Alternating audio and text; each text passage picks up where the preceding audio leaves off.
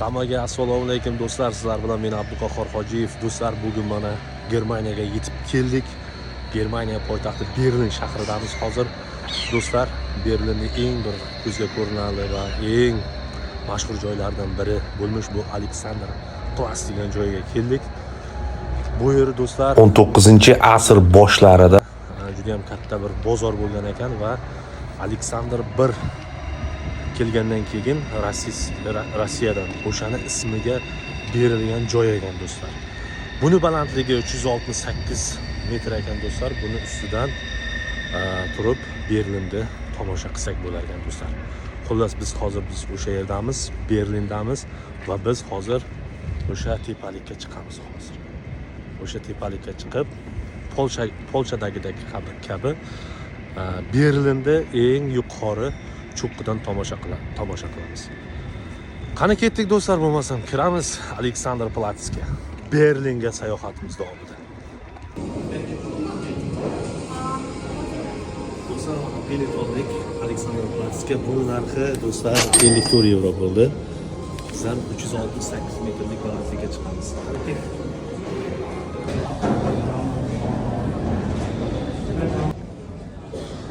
İchki tomoni ekan mana Alexanderplatz ichki tomoni.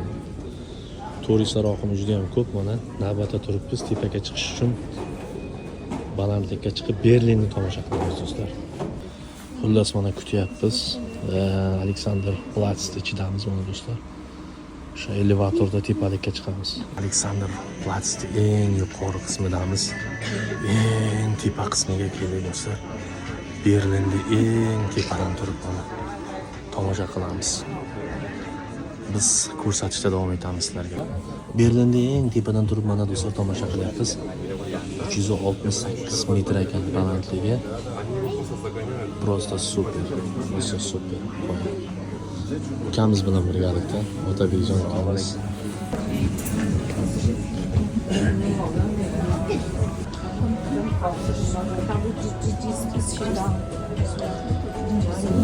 Rechts diese aufgepflanztes.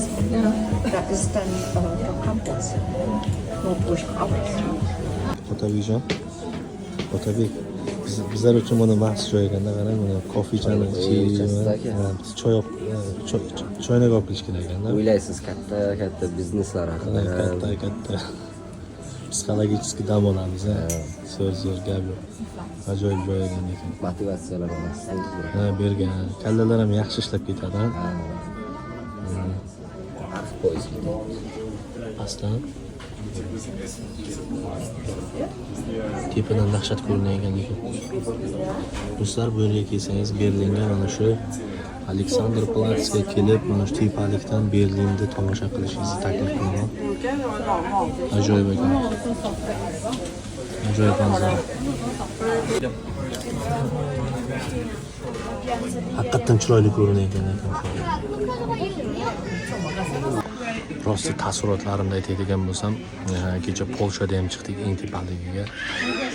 Dvoris kulturiy nauka degan joyda ham chiqdim, lekin bunchalik chiroyli emas edi. Haqiqatan ham bu yerga chiqib tomosha qilsangiz, juda ham boshqacha hissiyot bo'lar ekan do'stlar. Manzara rosti fantastik. Germaniyadagi vatandoshlarimiz ham juda ham ko'p va Germaniyaga sayohat qiladigan vatandoshlarimiz ham hozirgi kunda ortib boryapti.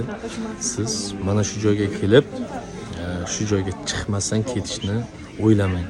Faqat kelganda bir marotaba bo'lsa ham mana shu Alexanderplatz telebashisiga chiqib sayohat qiling do'stlar. Ajoyib, просто super dam olyapmiz.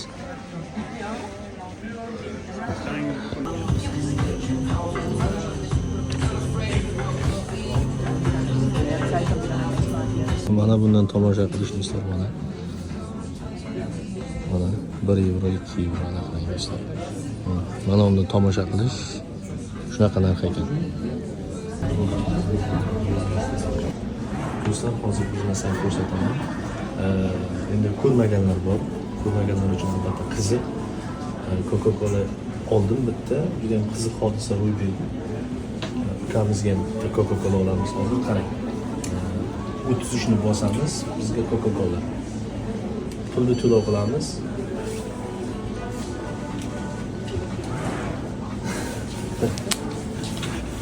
avtomatlantirilgan hammasi. Bu zo'r ishlar ekanda, boshqa joyda tap etib tashlaveradi. Ko'k. Sog'. Do'stlar, sizlarga bir ajoyib narsani ko'rsataman. Mana Berlinda proyekt ekan. Berlinda proyekt. Berlin xuddi mana shunaqa joylashgan. Okay, 129. Berlinda proyekt. Ajoyib. Biz xullas hozir mana bu yerdan tomosha qildik. Biz mana o'sha telebashni, mana shu Aleksandr Platsdan tomosha qildik. Mana shu yerdan tomosha qildik.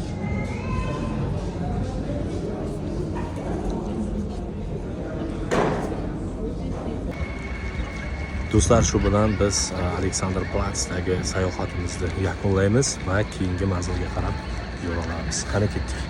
Do'stlar, biz hozir keyingi manzilga yetib keldik. Keyingi manzilimiz bu Brandenburg darvozasi. Brandenburg darvozasi bu Berlinning eng mashhur joylaridan biri hisoblanadi.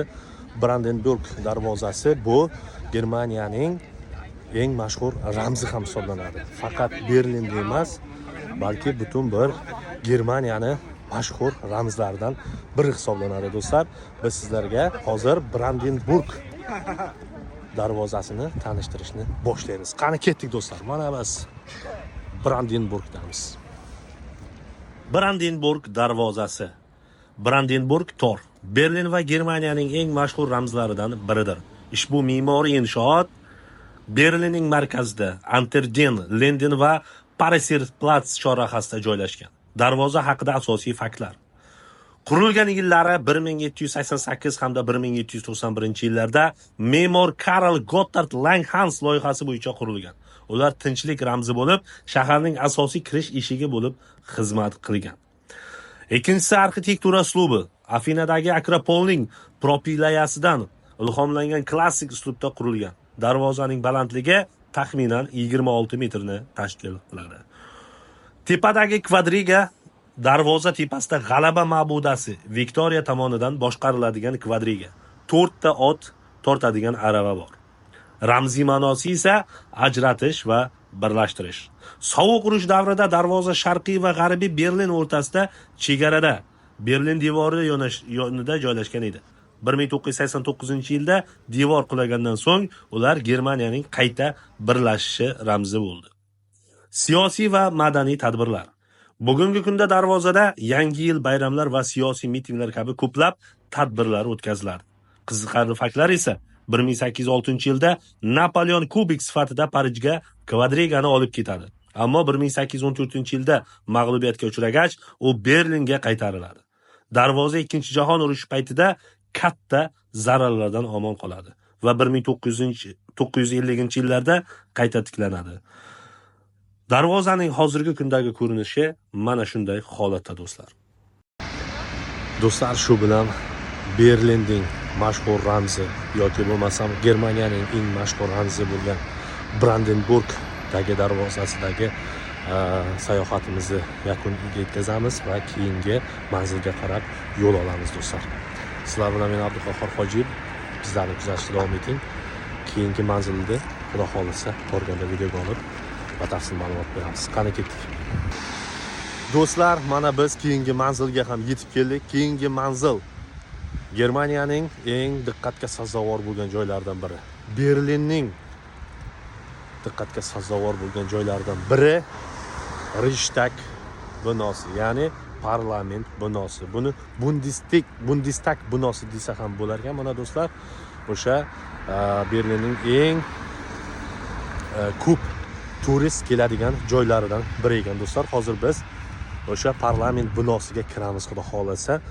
Odamlar kirib ketyapti va biz ham borib kirishga harakat qilamiz do'stlar. Qani ketdik, biz ushbu parlament binosini sizlarga tanishtirib o'tamiz.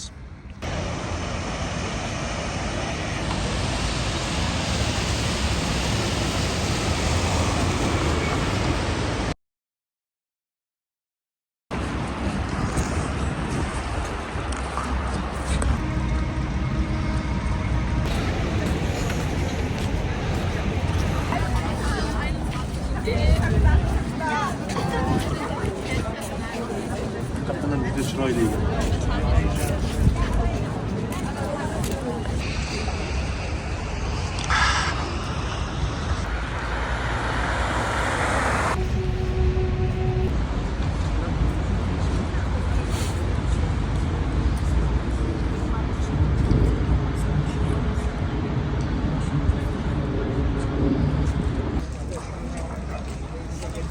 Do'stlar, mana biz bino oldi tomoniga keldik.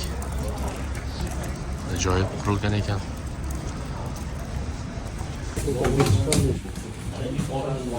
Zweite Sonnen, für ID, für Passport. Do'stlar, mana hozir biz kirib chiqdik bu bilet oladigan joyga. Bilasizmi, bugun meni qaytadigan kunim, xullas Germaniyadan. Ular menga aytayaptiki, soat 9 da kechasi bilet bor ekan kirish uchun. Lekin men 9 gacha vaqtim yo'q. To'g'risi, chunki 9 gacha men Germaniyani tark etaman, xudo xolasa. Sizlardan ming bor uzr, lekin men juda ham xohlagan edim. Ha, Otabekjon, mana ukamiz bilan birgalikda kirdik, lekin shunaqa dedi. Hech qisi xudo xolasa keyingi safar bir kirib mana shu Bundestag parlamenti binosini ichkarisini sizlarga ko'rsatamiz. Lekin biz bu bilan chekinib qolmaymiz. Keyingi manzilga boramiz xudo xolasa. Qani ketdik do'stlar, faqat ming bor uzr. Ichkariga kirib ko'rsatmoqchi edim. Naloj ochra juda ham ko'p ekan. Biz shu bilan sekin keyingi manzilga qarab yo'l olyapmiz do'stlar. Do'stlar, bir yo'la mana shu Berlinda ham metrosini ko'rsatib o'tamiz do'stlar. Berlinda metrosini bir ko'ringizlar va baho beringizlar. Qanaqa ekan.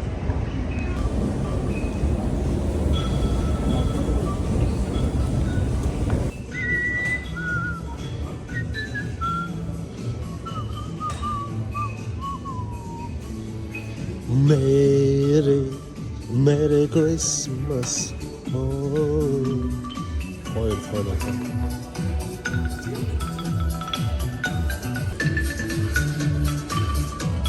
Koyulana bakacağız.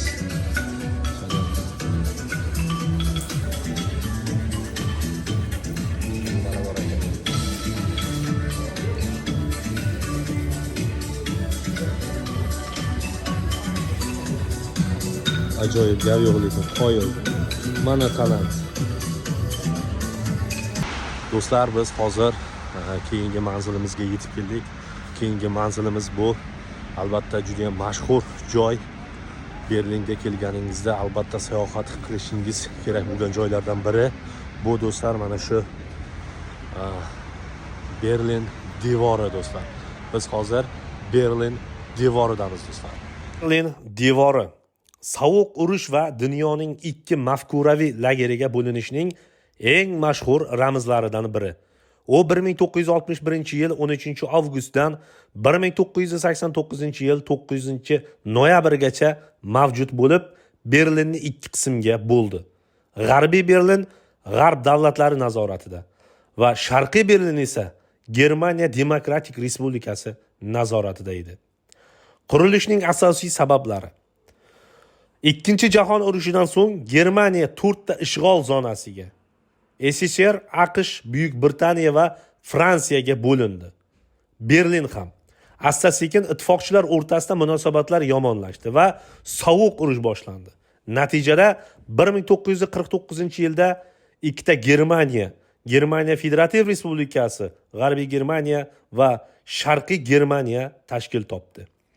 Sharqiy Germaniya iqtisodiy qiyinchiliklardan aziyat chekayotgan edi va ko'plab fuqarolar Berlindagi ochiq chegaradan g'arbga o'tishga harakat qilishdi. Ommaviy immigratsiyani to'xtatish uchun Germaniya hukumati, G'arbiy Germaniya Berlinni samarali izolyatsiya qilib, devor qurishga qaror qildi. Devorning qurilishi: devor murakkab tizim edi. Jumladan beton bloklar, tikanli simlar, qo'riqchi minoralar va devorlar orasidagi minalar va avtomatik xavfsizlik tizimlari mavjud edi. Uning uzunligi taxminan 155 kilometrni tashkil qilgan edi. Devorning turli tomonidagi hayotlar: G'arbiy Berlin erkinlik va kapitalizm, Sharqiy Berlin esa sotsialistik tuzum timsoliga aylangan edi. Ajralish ko'plab berlinliklar uchun oilalar va do'stlar katta ijtimoiy qiyinchiliklarga olib keldi. Devorning qulash sabablari: 1980-yillarda xalqaro tarranglik pasaya boshladi. Sharqiy blok mamlakatlarida ham norozilik kuchaydi, ya'ni Yevropada. 1989-yil 9-noyabrda Germaniya hukumati, G'arbiy Germaniya chegaraning ochilishini e'lon qildi. Bu esa aholi tomonidan devorning ommaviy ravishda demontaj qilinishiga olib keldi, ya'ni buzilishiga olib keldi. Berlin devori ozodlik uchun kurashning timsoliga aylandi va uning qulashi sovuq urushning tugashi va 1990-yilda Germaniyaning qayta birlashishini belgilagan asosiy voqealardan biri edi.